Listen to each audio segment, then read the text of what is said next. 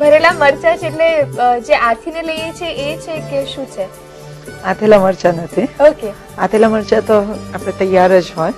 અત્યારે આપણે ભરેલા મરચા એટલે ચણાના લોટનો મસાલો કરીએ છીએ. ઓકે, એટલે શાક જેવું છેલ્લે થશે. અને મરચા કયા લીધા છે એમાં? મરચા વઢવાની અને તળવાના, આપણે ભજીયા માટે મરચા જે વાપરીએ એ મરચા એટલે મીડિયમ સાઈઝ ના થોડા જે લાંબા આવે છે એ. બીજા કયા કયા ઇન્ગ્રેડિયન્ટ્સ છે? મરચા છે, ચણાનો લોટ, રૂટીનના મસાલામાં ધાણા જીરું, હળદર, મીઠું, મરચું અને સિંગનો ભૂકો અને કોપરાની છીણ. ઓકે. ભરેલા મરચા લેવાનું શું રીઝન? આ આખા મેનુમાં એને સિલેક્ટ કેમ કરી છે? મરચું આમ બી આપણને બધી વસ્તુઓમાં ભાવતું હોય છે, સાઈડ ડિશમાં જોઈએ. અને આ મરચા બગડે નહીં. ખાસ તો કારણ એ છે કે મરચા બગડતા નથી. ચણાનો લોટ અને કોરું આપણે તેલમાં સસરાઈએ એ વસ્તુ બગડે નહીં.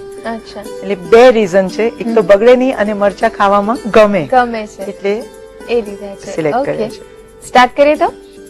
ગેસ ઓન કરી દો. એની અંદર ચણાનો લોટ લઈએ છે 4 ટેબલસ્પૂન જેટલો. ઓકે. કેટલા મરચા લીધા છે આપણે એને ભરવા માટે? કેટલો મસાલો? અત્યારે 150 ગ્રામ મરચા લીધા છે. સીધું જ શેકી લઈએ છીએ? સીધું શેકી લઈએ છીએ. એની સાથે જ મસાલો કરીશું.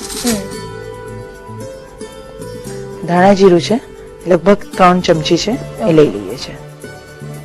ગરમ મસાલો છે અડધી થી પોણી ચમચી જેટલો. 5 ચમચી હળદર. મસાલો આગળ પડતો કરીએ છીએ થોડો. મરચાની અંદર ભરીશું ને એટલે જરા સ્વાદ, ખાલી ચણાના લોટનો સ્વાદ ના આવવો જોઈએ.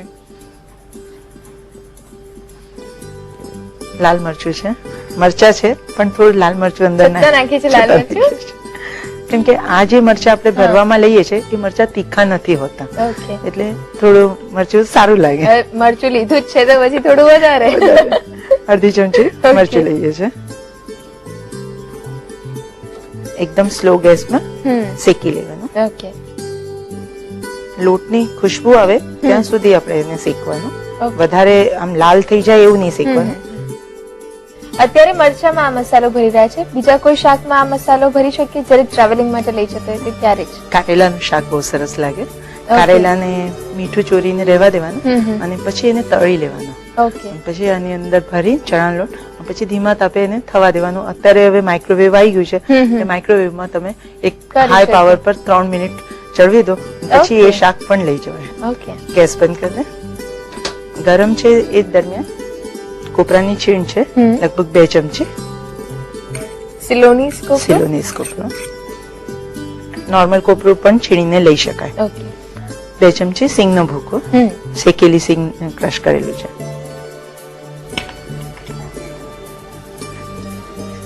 એની સાથે દળેલી ખાંડ છે એ લગભગ 1.5 ચમચી જેટલી લઈશું. ઓકે.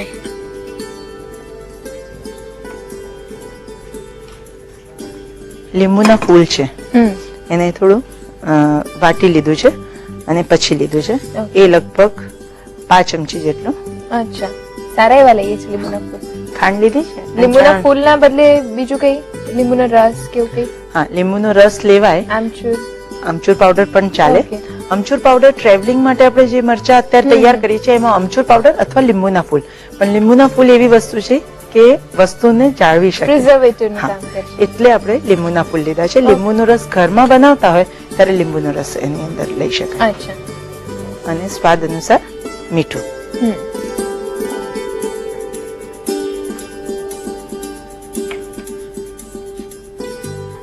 જે ચણાનો લોટ શેકીએ એટલે થોડે એના ગાંઠો જેવું થઈ જાય, એટલે સુકાઈને ગાંગડા જેવું થઈ જાય, એટલે એને થોડું પ્રેસ કરીને ભાંગી દેવાનું. હવે એને એક બાઉલમાં લઈ લઈએ.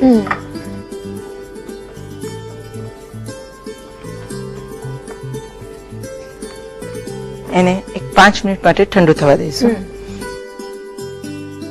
મરચા માટે જે સ્ટફિંગ તૈયાર કર્યું હતું એ ઠંડુ થઈ ગયું છે. હવે એને મરચામાં ભરી લઈએ.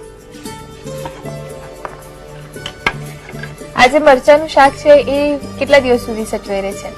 સેમ થિંગ, સિલેક્શન એવું જ કર્યું છે કે 3-4 દિવસ સુધી તમે એને સાચવી શકો છો.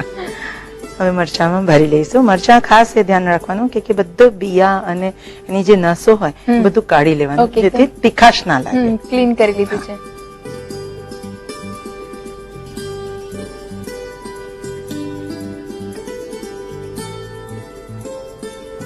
મરચા ભરાઈ ગયા છે. એમાં એક ગેસ ઓન કરી દે. હવે મરચાને વઘાર દઈએ. ઓકે. 4 થી 5 ચમચી જેટલું તેલ લઈએ છીએ. 5 ચમચી હિંગ. એની સાથે આ બધા મરચા અત્યારે તો આમ ગોઠવી દઈએ, પછી ઓટોમેટિક થોડું થોડું હલાઈશું એટલે એ ઉપર નીચે થતા રહેશે. અને મસાલો સ્ટફ રહે છે કે બહાર ના, થોડું બહાર આવી જાય. અને થોડું આમ ગોળ ફેરવી દઈશું. અને એકદમ સ્લો ગેસ પર એને થોડી વાર લગભગ 5-1 મિનિટ ઢાંકીને રહેવા દઈશું. હવે સરસ બફાઈ જશે ને? હા, એમાં 5-1 મિનિટ થઈ ગઈ છે. આ રીતે મરચા એકદમ સરસ થઈ ગયા છે. વધારે મસાલો જોઈતો હોય તો ઉપરથી મસાલો નાખીને 5 મિનિટ ફરીથી ઢાંકીને થવા થોડા દેવાનું. ચડી જાય પછી જ મસાલો એડ કરીશું. અત્યારે જરૂર નથી કારણ કે સ્ટફિંગ પણ નથી બહાર આવી. ગેસ ઓફ કરી દઈએ. ઓકે.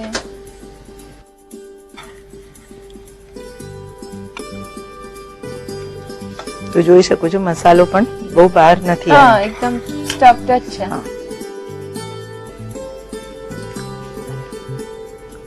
ટ્રેવલિંગ મેનુની લાસ્ટ વાનગી સ્ટફ મરચા તૈયાર છે. એની સાથે આપણે પૂરી છે, પરોઠા છે, જેમાં આપણે મિસ્સી રોટી તો કરી જ છે. એ એકદમ સ્પાઇસી હોય એટલે મરચાની સાથે એટલું સુટેબલ નહીં, પણ મુઠડી છે અથવા મોરી પૂરી આપણે મીઠા મરચાની લઈએ અથવા સાદી મીઠું ને હળદર નાખેલી પૂરી હોય તો પણ ચાલે. એની સાથે સર્વ કરી શકીએ.